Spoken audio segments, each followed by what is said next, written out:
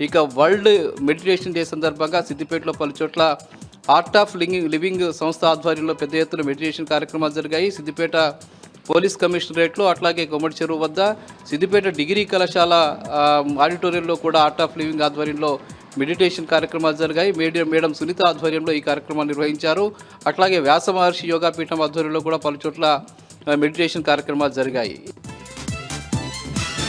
ఇక మెదక్ జిల్లా వార్తలు వచ్చేసరికి చిన్నశంకరంపేట పాఠ్య తండా వద్ద ఒక ఇంట్లో గ్యాస్ సిలిండర్ పేరి పెద్ద ఎత్తున ప్రమాదం జరిగింది. ఈ ప్రమాదంలో 3,50,000 రూపాయల నగదు, 5 తులాల బంగారము పూర్తిగా దగ్ధమైపోయాయి. ఇంట్లో ఎవరు లేని సమయంలో ఈ ఘటన జరగడం వల్ల ప్రాణహాని జరగలేదు.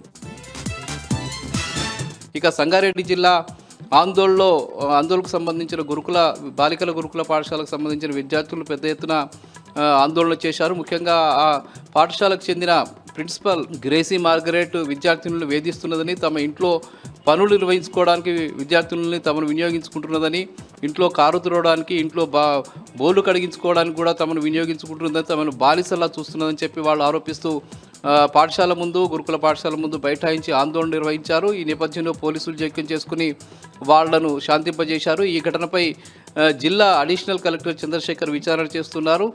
ఆమెను తొలగించాలని చెప్పి విద్యార్థులు డిమాండ్ చేస్తున్న పరిస్థితి కనిపిస్తున్నది. ఇవి ప్రధానంగా ఈరోజు ఉమ్మడి మెదక్ జిల్లాలో ఉన్నటువంటి వార్తలు.